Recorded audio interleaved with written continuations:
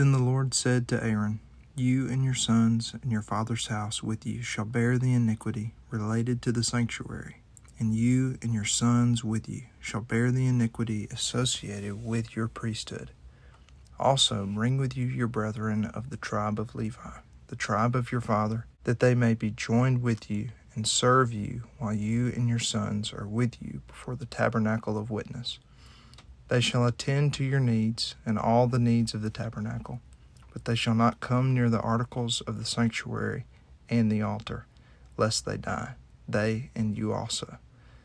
They shall be joined with you and attend to the needs of the tabernacle of meeting, for all the work of the tabernacle, but an outsider shall not come near you. And you shall attend to the duties of the sanctuary and the duties of the altar, that there may be no more wrath on the children of Israel. Behold, I myself have taken your brethren the Levites from among the children of Israel. They are a gift to you, given by the Lord, to do the work of the tabernacle of meeting. Therefore you and your sons with you shall attend to your priesthood for everything at the altar and behind the veil, and you shall serve. I give your priesthood to you as a gift for service, but the outsider who comes near shall be put to death. And the Lord spoke to Aaron, Here I myself have also given you charge of my heave offerings, all the holy gifts of the children of Israel. I have given them as a portion to you and your sons, as an ordinance forever. This shall be yours of the most holy things reserved from the fire. Every offering of theirs, every grain offering, and every sin offering, and every trespass offering, which they render to me, shall be most holy for you and your sons. In a most holy place you shall eat it. Every male shall eat it. It shall be holy to you. This also is yours, the heave offering of their gift, with all the wave offerings of the children of Israel. I have given them to you and your sons and daughters with you, as an ordinance forever. Everyone who is clean in your house may eat it. All the best of the oil, all the best of the new wine and the grain, their first fruits which they offer to the Lord, I have given them to you. Whatever first ripe fruit is in their land, which they bring to the Lord, shall be yours. Everyone who is clean in your house may eat it. Every devoted thing in Israel shall be yours. Everything that first opens the womb of all flesh, which they bring to the Lord, whether man or beast, shall be yours. Nevertheless, the firstborn of man you shall surely redeem, and the firstborn of unclean animals you shall redeem. And those redeemed of the devoted things you shall redeem when 1 month old, according to your valuation, for 5 shekels of silver, according to the shekel of the sanctuary, which is 20 gerahs. But the firstborn of a cow, the firstborn of a sheep, or the firstborn of a goat you shall not redeem. They are holy. You shall sprinkle their blood on the altar, and burn their fat as an offering made by fire for a sweet aroma to the Lord. And their flesh shall be yours, just as the wave breast and the right thigh are yours. All the heave offerings of the holy things, which the children of Israel offer to the Lord, I have given to you and your sons and daughters with you, as an ordinance forever. It is a covenant of salt forever before the Lord with you, and your descendants with you. Then the Lord said to Aaron, You shall have no inheritance in their land, nor shall you have any portion among them. I am your portion, and your inheritance among the children of Israel. Behold, I have given the children of Levi all the tithes in Israel as an inheritance in return for the work which they perform, the work of the tabernacle of meeting. Hereafter the children of Israel shall not come near the tabernacle of meeting, lest they bear sin and die. But the Levites shall perform the work of the tabernacle of meeting, and they shall bear their iniquity. It shall be a statute forever throughout your generations, that among the children of Israel they shall have no inheritance. For the tithes of the children of Israel, which they offer up as a heave offering to the Lord, I have given to the Levites as an inheritance. Therefore I have said to them, Among the children of Israel they shall have no inheritance. Then the Lord spoke to Moses, saying, Speak thus to the Levites, and say to them, When you take from the children of Israel the tithes which I have given you from them as your inheritance, then you shall offer up a heave offering of it to the Lord, 1/10 of the tithe. And your heave offering shall be reckoned to you as though it were the grain of the threshing floor, and as the fullness of the winepress. Thus you shall also offer a heave offering to the Lord from all your tithes which you receive from the children of Israel. And you shall give the Lord's heave offering from it to Aaron the priest. Of all your gifts you shall offer up every heave offering due to the Lord, from all the best of them, the consecrated parts of them. Therefore you shall say to them, When you have lifted up the best of it, then the rest shall be accounted to the Levites as the produce of the threshing floor, and as the produce of the winepress. You may eat it in any place, you and your households, for it is your reward for your work in the tabernacle of meeting. And you shall bear no sin because of it, when you have lifted up the best of it, but you shall not profane the holy gifts of the children of Israel, lest you die.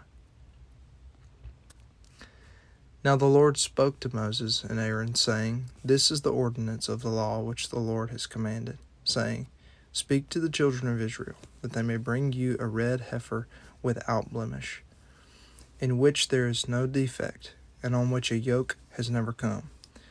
You shall give it to Eleazar the priest, that he may take it outside the camp, and it shall be slaughtered before him.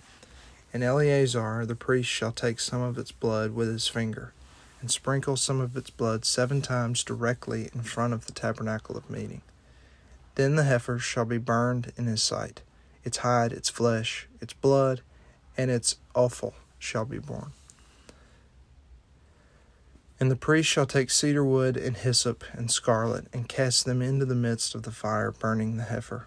Then the priest shall wash his clothes, and he shall bathe in water, and afterward he shall come into the camp. The priest shall be unclean until evening. And the one who burns it shall wash his clothes in water, bathe in water, and shall be unclean until evening. Then a man who is clean shall gather up the ashes of the heifer, and store them outside the camp in a clean place.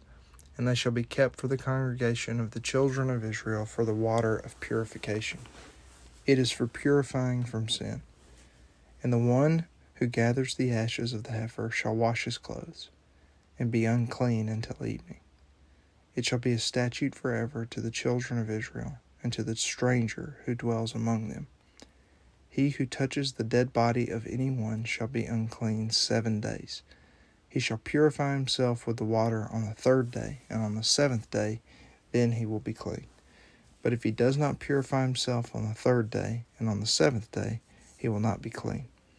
Whoever touches the body of anyone who has died, and does not purify himself, defiles the tabernacle of the Lord. That person shall be cut off from Israel. He shall be unclean, because the water of purification was not sprinkled on him. His uncleanness is still on him.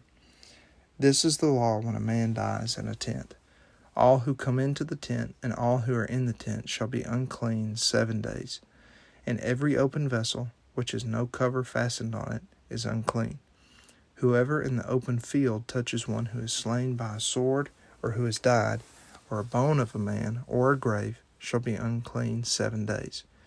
And for an unclean person they shall take some of the ashes of the heifer burnt for purification from sin, and running water shall be put on them in a vessel. A clean person shall take hyssop and dip it in the water, sprinkle it on the tent, on all the vessels, on the persons who are there, or on the one who touched a bone, the slain, the dead, or a grave. The clean person shall sprinkle the unclean on the 3rd day and on the 7th day. And on the 7th day he shall purify himself, wash his clothes, and bathe in water, and at evening he shall be clean.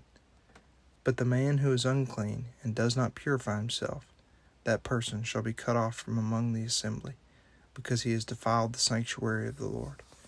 The water of purification has not been sprinkled on him. He is unclean. It shall be a perpetual statute for them. He who sprinkles the water of purification shall wash his clothes, and he who touches the water of purification shall be unclean until evening. Whatever the unclean person touches shall be unclean, and the person who touches it shall be unclean until evening." Then the children of Israel, the whole congregation, came into the wilderness of Zin in the first month, and the people stayed in Kadesh, and Miriam died there and was buried there. Now there was no water for the congregation, so they gathered together against Moses and Aaron. And the people contended with Moses and spoke, saying, "If only we had died when our brethren died before the Lord. Why have you brought up the assembly of the Lord into this wilderness, that we and our animals should die here? And why have you made us come up out of Egypt to bring us to this evil place? It is not a place of grain, or figs, or vines, or pomegranates, nor is there any water to drink." So Moses and Aaron went from the presence of the assembly to the door of the tabernacle of meeting, and they fell on their faces. And the glory of the Lord appeared to them. Then the Lord spoke to Moses, saying, "Take the rod, you and your brother Aaron, gather the congregation together. Speak to the rock before their eyes, and it will yield its water. Thus you shall bring water for them out of the rock, and give drink to the congregation and their animals." So Moses took the rod from before the Lord as he commanded him. And Moses and Aaron gathered the assembly together before the rock. And he said to them, "Hear now, you rebels, must we bring water for you out of this rock?" Then Moses lifted his hand and struck the rock twice with his rod, and water came out abundantly, and the congregation and their animals drank. Then the Lord spoke to Moses and Aaron, "Because you did not believe me, to hallow me in the eyes of the children of Israel, therefore you shall not bring this assembly into the land which I have given them." This was the water of Meribah, because the children of Israel contended with the Lord, and he was hallowed among them. Now Moses sent messengers from Kadesh to the king of Edom. "Thus says your brother Israel, you know all the hardship that has befallen us, how our fathers went down to Egypt, and we dwelt in Egypt a long time. And the Egyptians afflicted us and our fathers. When we cried out to the Lord, he heard our voice, and sent the angel, and brought us up out of Egypt. Now here we are in Kadesh, a city on the edge of your border. Please let us pass through your country. We will not pass through fields or vineyards, nor will we drink water from wells. We will go along the king's highway. We will not turn aside to the right hand or to the left until we have passed through your territory." Then Edom said to him, "You shall not pass through my land, lest I come out against you with the sword." So the children of Israel said to him, "We will go by the highway, and if I or my livestock drink any of your water, then I will pay for it. Let me only pass through on foot, nothing more." Then he said, "You shall not pass through." So Edom came out against them with many men and with a strong hand. Thus Edom refused to give Israel passage through his territory. So Israel turned away from him. Now the children of Israel, the whole congregation, journeyed from Kadesh and came to Mount Hor. And the Lord spoke to Moses and Aaron in Mount Hor by the border of the land of Edom, saying, "Aaron shall be gathered to his people, for he shall not enter the land which I have given to the children of Israel, because you rebelled against my word at the water of Meribah. Take Aaron and Eleazar his son, and bring them up to Mount Hor, and strip Aaron of his garments, and put them on Eleazar his son. For Aaron shall be gathered to his people, and die there." So Moses did just as the Lord commanded, and they went up to Mount Hor in the sight of all the congregation. Moses stripped Aaron of his garments, and put them on Eleazar his son, and Aaron died there on the top of the mountain. Then Moses and Eleazar came down from the mountain. Now when all the congregation saw that Aaron was dead, all the house of Israel mourned for Aaron 30 days.